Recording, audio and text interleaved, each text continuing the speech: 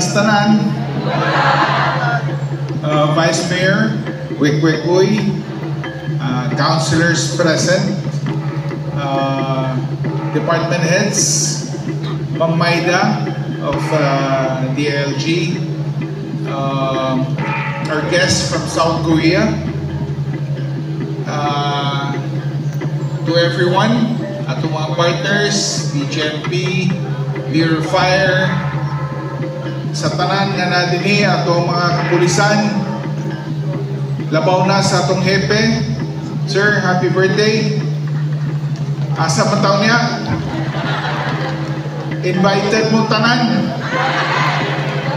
Alas 6, alas 4 ato na mo dito sa ilang balay. Anyway, taga-tamong kamay report. But first of all, I would like to welcome our guests from the Republic of Korea and Anadini for the first time as part of the Iligan International Advisory Council. Ang ilang visit, dili lang courtesy. It's a working visit to help shape our Iligan Smart Resilience Roadmap. That was last year when I visited their country, and I believe I met most of them together with Dr. Captain Ko. We had a great time, but it was very tight. The schedule was tight and very hectic. But nevertheless, our purpose of going there is reciprocated. And now they are back. They're here in Iligan to see how they can help, at the same time might invest in Iligan. So thank you very much for your visit again, and I would like to inform everyone what the roadmap covers. May nga man roadmap, o tagasabot, saan ang roadmap? Well, ang plano ani is to further improve the drainage and road systems. No? Access to clean water, smart agriculture, na personally na-witness yun ako dito. When I was there, actually we were picking strawberries from the ground and putting it directly into our mouth. So it was so delicious. Lamig kayo. They have how we can improve our healthcare, our renewable energy, as well as tourism development. One particular problem is the waste management, and I believe with their expertise, they can help us. They're not just advisors, but they are here to collaborate, helping us connect to global opportunities like ODA, or the Official Development Assistance, and hoping that Iligan will become a model for international cooperation. Atong mga local efforts are now being aligned with global standards, and we are now taking bold steps forward as one united city. Ako ning isulti kay tungod po ning sa tabang sa tong Vice Mayor na si Vice Mayor Dodong Nenon, Dodong Wikwek. Taanan mo Dodong Wikwek.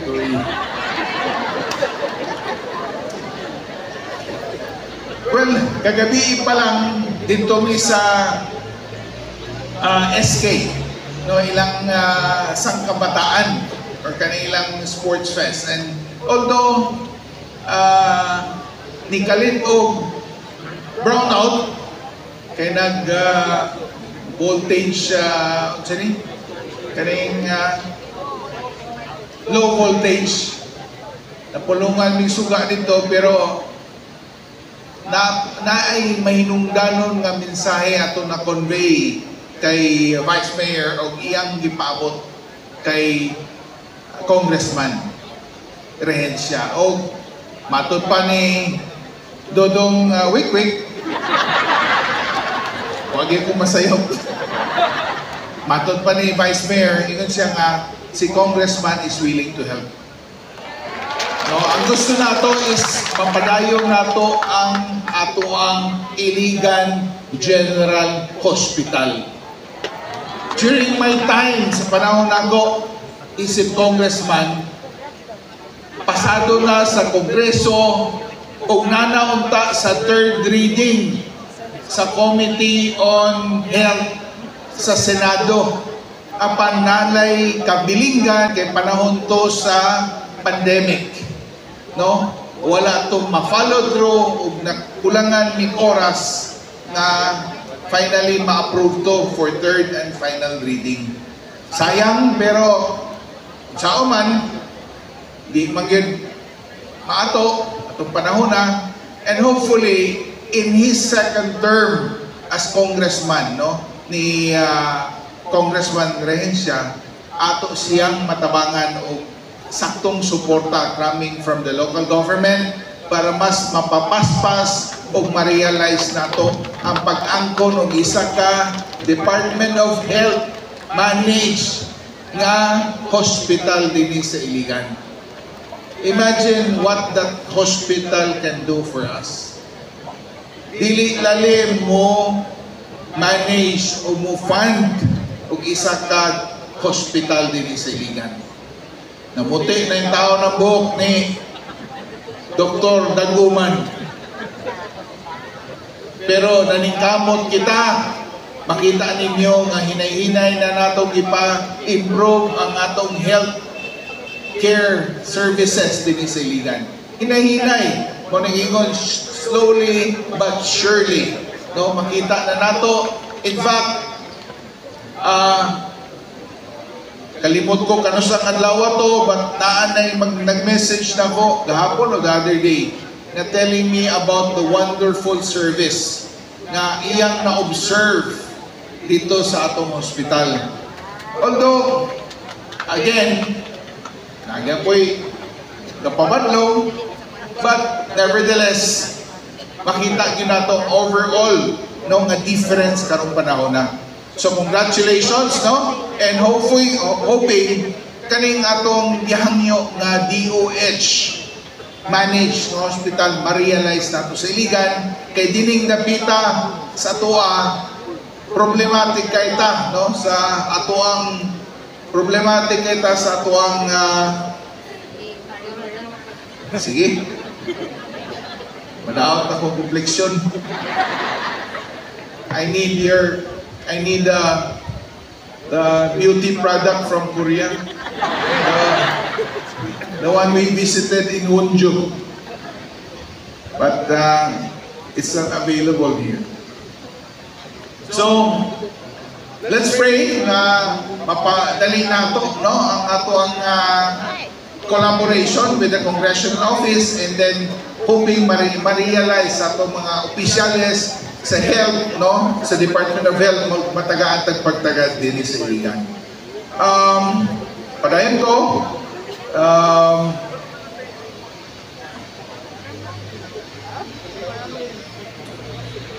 for information, no, last week, there was a press conference with the Iligan City Public Police Office.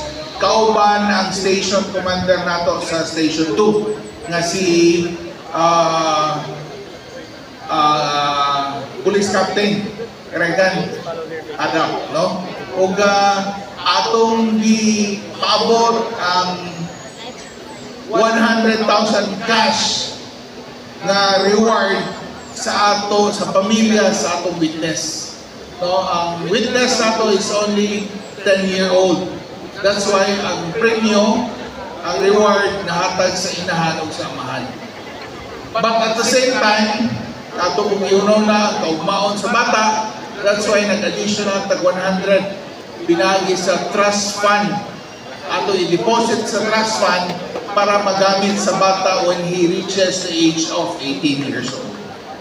Kani siya, this is a fair deal considering na at first, when I mentioned sa station, sa radio program ni Senator Tulfo na akong i-trust fund ang kwarta, daghay ng react, bakit daw hindi daw ibibigay. So when I asked the opinion of the parents, ingon sila, sir, kinanglan kayo ng kwarta.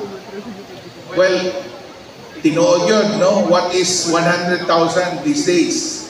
And what is 200? That includes the money coming from the program no, ni sumbong mo kay Tulfo, 100 plus 100, what's 200,000 these days? Dali na kayo mahurot. So, ato kung iuna-una, kung maon sa bata, that's why nagbutang tag-trust fund. Ato nang i-clear out, kay daghang wala kasabot sa mga news report ng kapanggawas din sa tuwa, abi nila wala gihatag. So, also last week, ni-attend kita together with a division head sa SEMO or iCentro na si KP Makiling sa isa ka online, no, isa ka online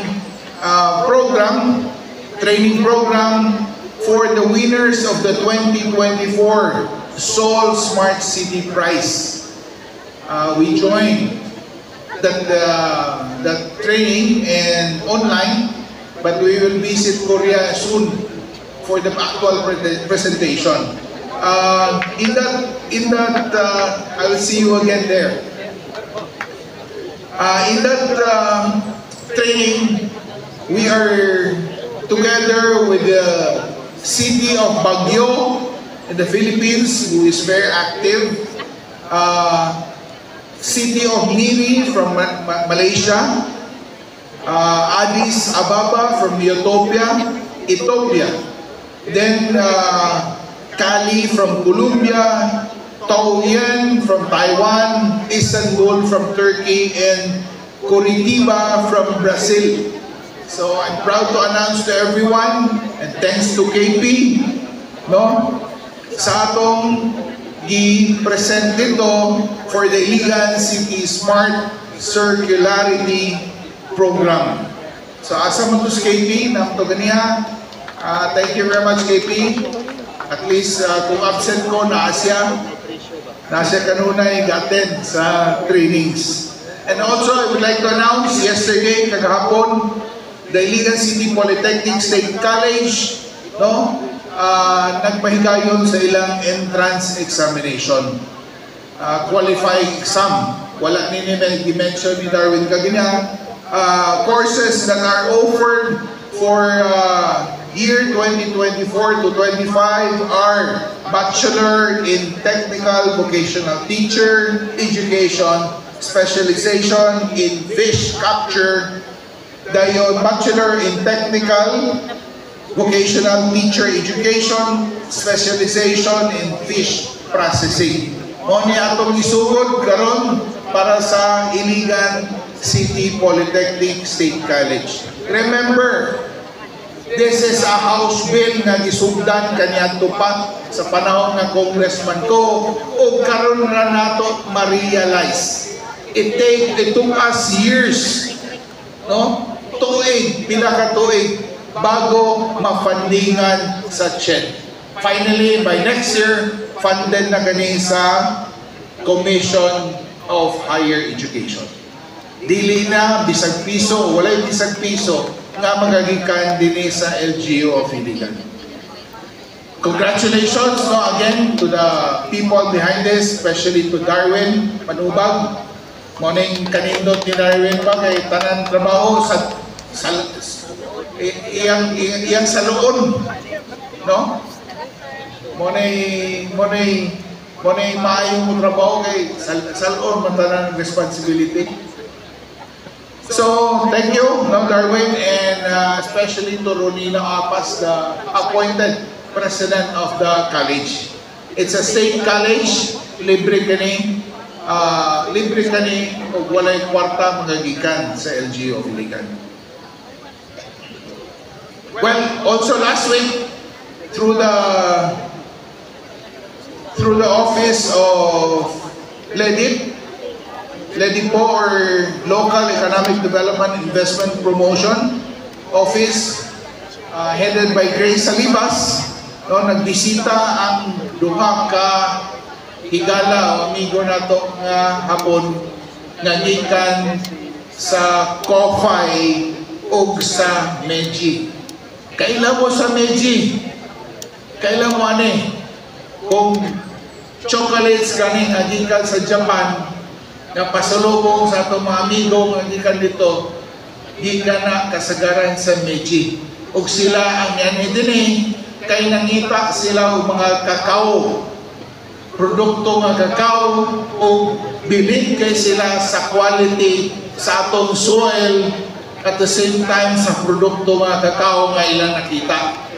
So they are telling us, they informed the body that we need 10,000 metric tons kada tuig. So imagine, pila ka na worth of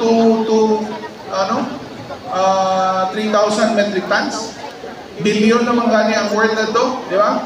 So imagine, unsay difference can this transaction, this development do for the city of Iligan?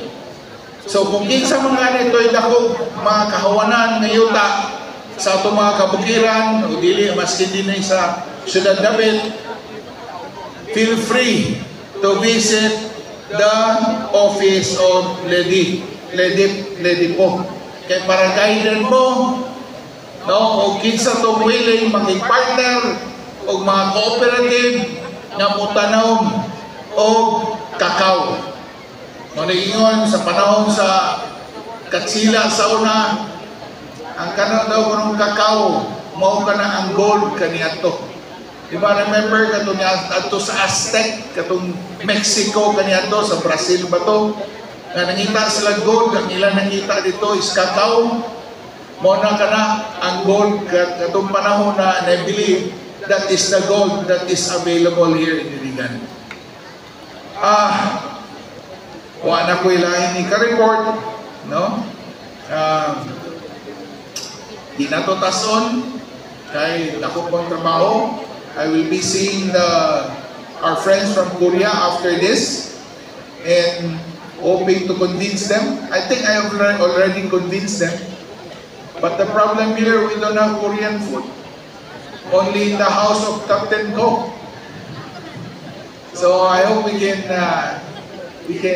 do a lot more for our city.